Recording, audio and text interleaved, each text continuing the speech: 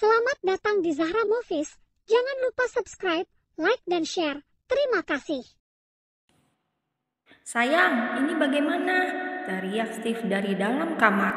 Sementara Ella yang berada di dalam kamar mandi berusaha menahan tawanya. Ia hanya ingin memberikan suaminya pelajaran dengan menyuruhnya mengganti popok baby Clay.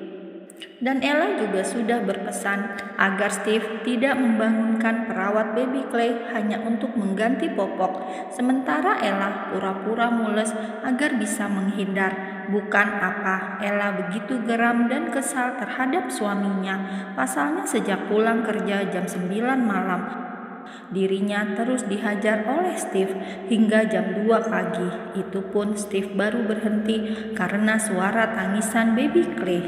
Ella merasa bersyukur karena baby Clay terbangun. Ia pun segera masuk ke dalam kamar mandi dan menyerahkan baby Clay kepada ayahnya.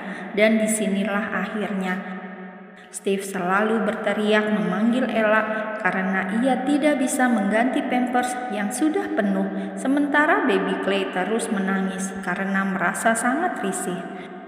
"Aduh, perut aku mules banget, Steve. Tolonglah sekali ini saja," teriak Ella dari dalam kamar mandi. Lalu ia kembali terkekeh. "Hei jagoan, berhentilah menangis. Kuping ayah sudah penging rasanya," omel Steve pada baby Clay. Bukan berhenti, tangis baby Clay malah semakin pecah. "Hei, ayolah berhenti menangis. Kau itu laki-laki, jadi tidak boleh menangis." Seketika itu juga baby Clay langsung berhenti menangis. Ia malah menatap ayahnya yang sedang mengomel. "Nah begitu, ingat Clay, kamu anak laki-laki, jadi jangan menangis, oke?" Dengan perlahan Steve mulai membuka pampers Clay. Bila Ella atau perawat yang membuka tinggal menyobek dari samping, maka akan terlepas, bukan? Namun Steve dengan pelan dan teliti melepaskannya seperti melepas celana.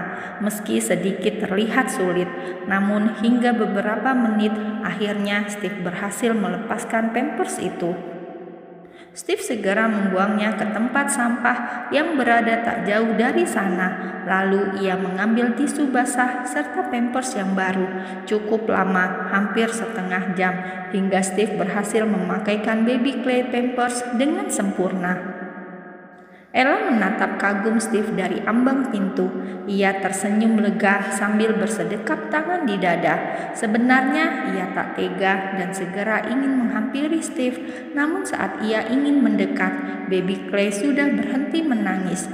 Maka ia mengurungkan niat dan memilih menonton. "Oke Clayton, sekarang waktunya tidur kembali," ucap Steve memberi perintah kembali. Namun kali ini baby Clay malah kembali menangis. Bahkan tangisnya kini lebih kencang dari sebelumnya. Sambil tersenyum, akhirnya Ella berjalan maju menghampiri Steve dan baby Clay. Kini ia tahu bahwa baby Clay menangis bukan lagi karena risih, melainkan kehausan. "Sini biar sama aku." Dengan perlahan Ella mengambil baby Clay dari ranjangnya. Lalu ia mendudukkan dirinya memangku baby Clay dan segera membuka kancing bajunya.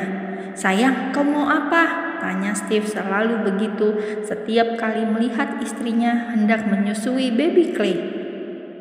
"Diamlah, kau itu sangat menyebalkan. Ini anakmu," sungut Ella selalu dibuat kesal oleh sikap suaminya yang semakin hari semakin gila menurutnya. Bagaimana tidak gila bila Steve malah menyarankan agar baby Clay diberikan sufor saja dengan alasan agar Ella tidak kesakitan lagi. Karena beberapa waktu lalu saat Ella awal menyusui baby Clay, Ella selalu meringis menahan sakit. Selain itu juga alasan utama Steve memberikan ASI Ella pada baby Clay karena ia tidak mau miliknya disentuh orang lain meskipun itu anaknya sendiri. Bukan ia tak sayang dengan baby Clay, tapi ia lebih sayang pada Ella. 5 tahun sudah berlalu, hari-hari yang berat telah Ella lewati. Masa lalu akan kepedihannya tentang sulitnya ia saat ingin tersenyum. Kini semua terbayarkan. Mengenal seorang Steven Artajaya mungkin untuk sebagian orang sangatlah mengerikan, mengingat sikap Steve yang selalu kasar, arogan, dan dingin. Ella pun juga sama, namun ia selalu bisa melihat adanya ketenangan pada sosok laki-laki itu.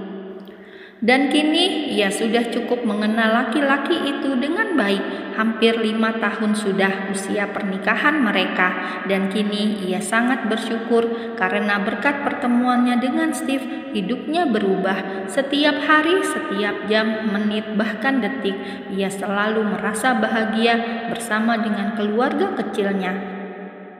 5 tahun yang lalu, ia berhasil melahirkan anak laki-laki yang ia berikan nama Clayton Artajaya, anak laki-laki yang awalnya ia kira adalah anak perempuan. Dan sejak saat Steve melihat dirinya merasa kesakitan, Steve tidak pernah lagi membiarkan dirinya terluka barang sedikit pun.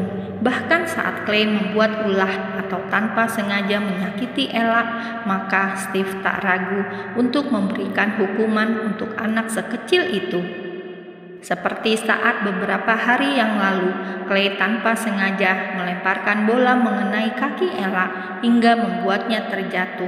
Bertepatan dengan itu, Steve baru pulang dari kantor dan melihat istrinya terduduk di lantai.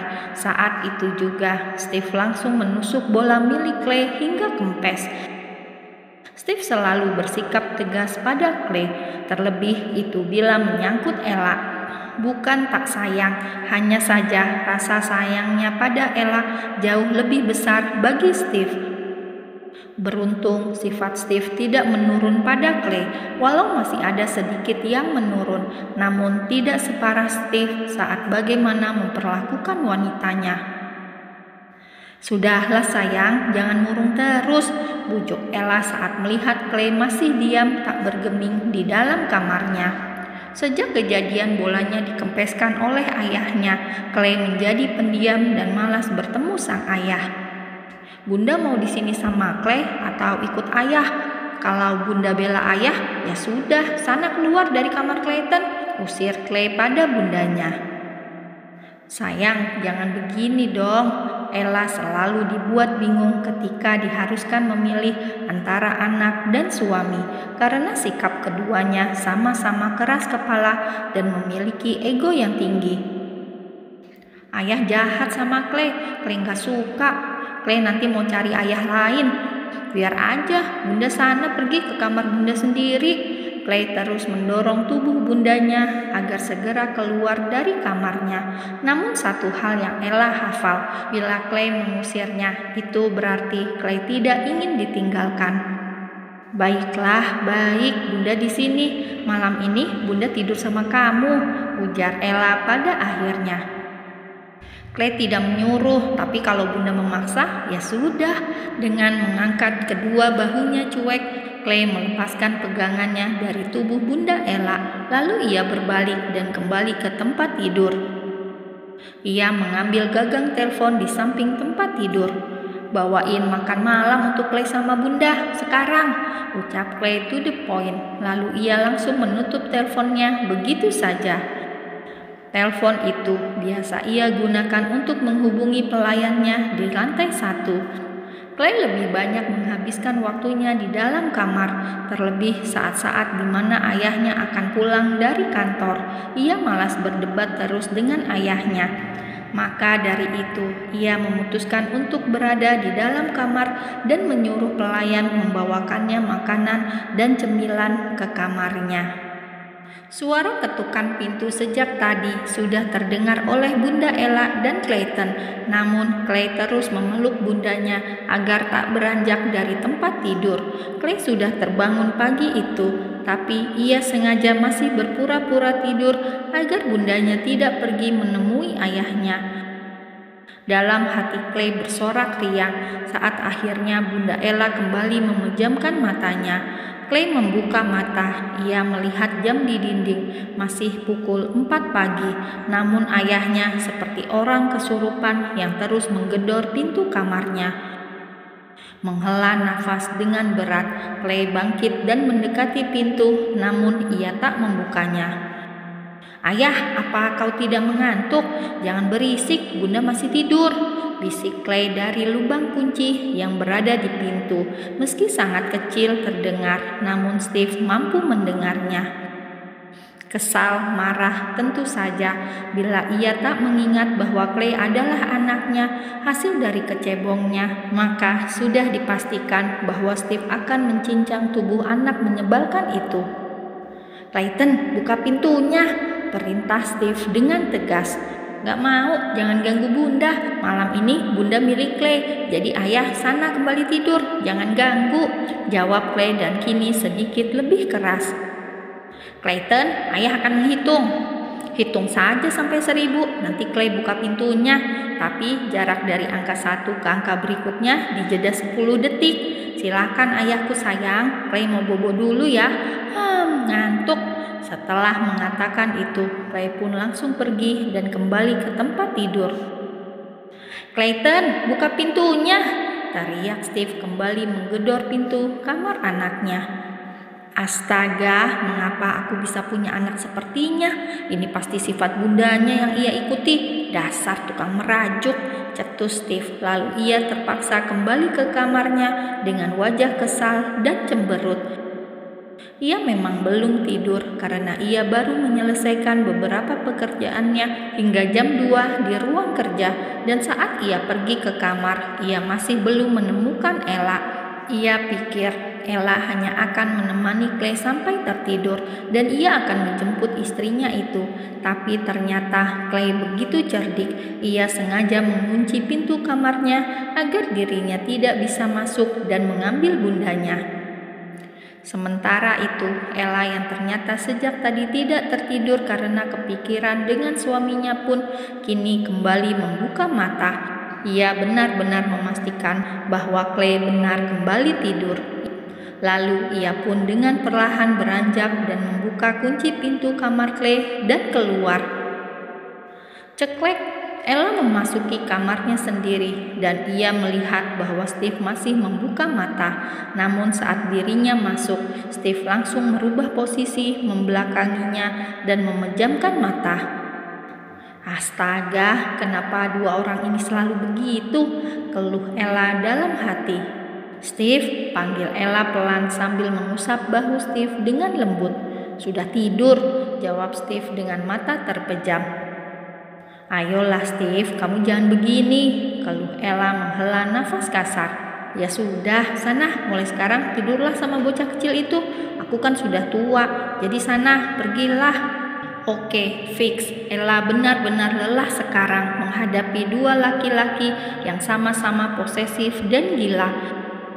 Jadi kalian semua tahu kan dari mana sifat Clay bisa sampai seperti itu. Dan disinilah Ella yang selalu dibuat pusing oleh keduanya yang tidak pernah akur. Terkadang Ella sangat ingin sekali berteriak melepaskan penat di kepalanya. "Bocah itu anak kamu kalau kamu lupa," ucap Ella dengan tegas dan menatap tajam pada suaminya. "Anak kamu, sikap dan sifatnya aja sama kayak kamu kok," cetus Steve berdecak. "Ngomong sana Gi sama kaca, itu kaca besar, harusnya kalian berdua ngaca. Apa saja yang berbeda di antara kalian berdua?" "Gak ada Steve, gak ada," seru Ella meluapkan emosinya. "Kalian selalu membuatku gila, tahu gak?" serunya. Lalu ia memilih keluar dari kamar dan menuju kamar tamu agar anak dan suaminya tidak memperebutkan dirinya lagi.